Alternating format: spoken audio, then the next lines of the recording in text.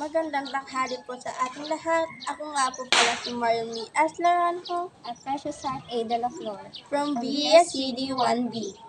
Ngayon po, narito tayo sa lungsod ng Cotabato Urban Virgo Subdivision para interviewin ang isa sa nakasaksi sa trahedyang nangyari sa pag-crash ng airplane dito.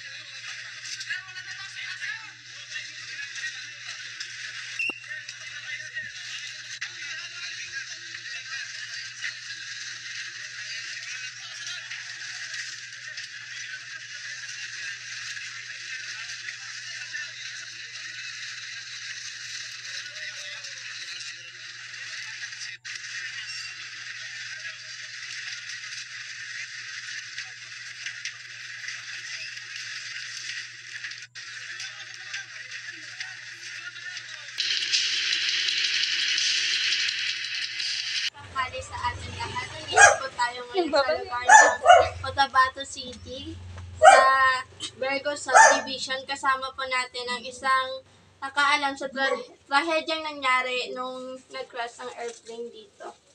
So, Nay, ano po ang pangalan ninyo? Remy Cabellion, Ilang taon po kayo? 74. Ay, Nay, maaalala niyo po ba kung kailan nangyari yung trahedya nun? Hindi ko maalala ang buwan pero ang taon siguro 2010.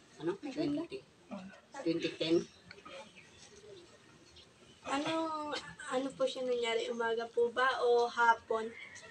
Ang hali yun kasi nag-prepare po kami ng pananghalian ng may dumaan na aeroplano dyan o hit niya pa nga yung lubi dyan kaya namatay yung lubi ko dyan may puno yan ang lubi dyan noon. So, saan po nangyari ang tragedy? Dyan sa anong block yun.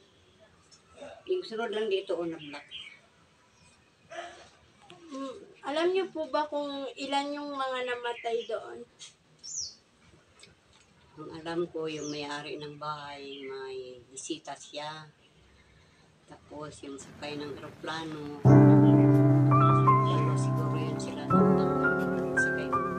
Yung lahat yung siyam na yun. So, maaari niyo po ba ipahayag ang inyong pinaranasan tragedy? Siguro medyo na-trauma konti. Pero okay lang din. Yun lang po, Nay. Marami pong salamat. Salamat din. Nay, meron lang po kaming ibigay sa inyo. Kuning ano lang. Salamat sa Salamat po pagpayag na interviewin namin. Salamat. Thank you po.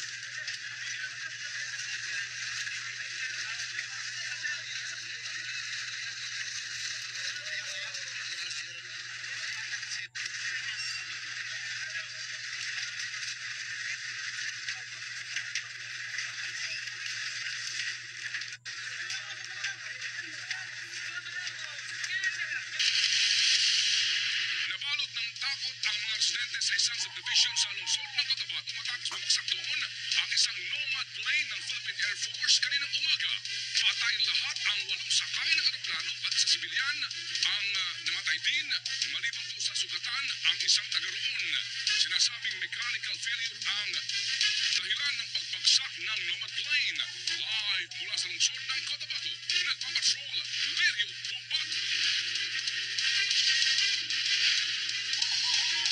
Natatakot ang mga residente sa Virgo Subdivision, Cotabato City nang bumagsak ang Nomad plane sa kanilang lugar.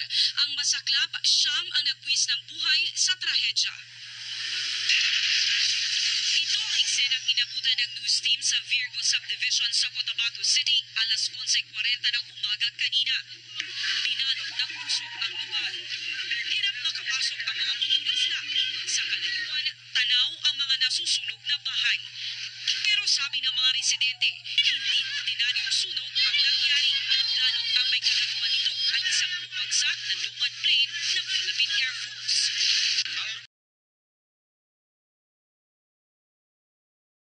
Ang aeroplano, dahan-dahang bumababa, galing doon. Sunod, sinabi ang kasama ko, may aeroplano ang bababa, sabi ng kasama namin, Purman.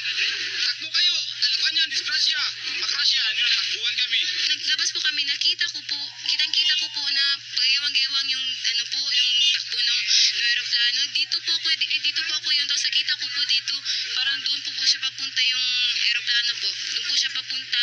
Tapos, yun po, yung pagkatapos po ng pagkabagsak, may parang konting yanik.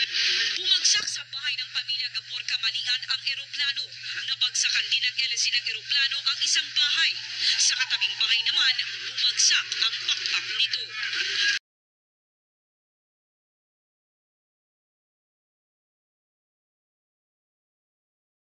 Patay agad ang walong sakay ng eroplano.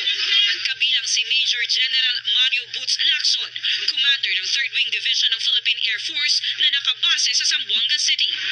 Major Prisco Tacubay, 2nd Lieutenant Alexander Lipae, Staff Officer Sergeant Maria Jose Lamera, Sergeant Ian Mejia, ang pilotong si Captain Gaylord Ordonio, co-pilot na si 1st Lieutenant Angelica Valdez, at Crew Chief of Staff Sergeant Jeffrey Gozon.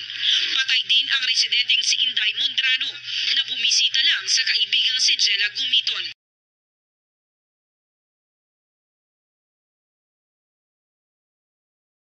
Si Gumiton na nagtamo ng sugat sa ilang bahagi ng katawan at sunog sa mukha. Nag-aupo kami sa sala, nag-ausap. Tapos ngayon, hindi namin pantay kay close man ang pintuan. Tapos, hindi ko nakuha. Nakita ko yung plano katagilid. Hindi ko kalain doon talaga nagpunta sa amin. Yung naka-suman kami. Tapos yung yung best friend ko, ewan kung nakalabas siya sa bahay. Galing sa East Mincom sa Davao City ang Nomad plane. Sakay ang mga opisyal ng militar patungong Zamboanga City. Pero sumaglit muna sila sa Awang Airport sa Maguindanao para ibaba ang kasamahang si Colonel Chris Tumanda ng Tactical Operations Group ng Air Force. Kaka-take off lang ng eroplano patungong Zamboanga City nang bumagsak ito. Ayon sa Wing Commander ng 538th Air Base Wing sa Zamboanga City, nakatawag pa sa control tower ang pilotong si Captain Ordonio. Napaluhan naman ang ilang opisyal sa pagpanaw ni Major General Lacson. General Lacson is our commander, and of course, we are really at a loss. We mourn for our loss. We have lost a very competent, very amiable commander. Hirap kilalanin ang mga nagkalasog-lasog na katawan ng mga biktima ng hukayin ng mga rescue team. Gumamit pa sila ng backhoe sa paghuhukay. Iimbestigahan ng Philippine Air Force ang panibagong trahedya sa Himpapawid.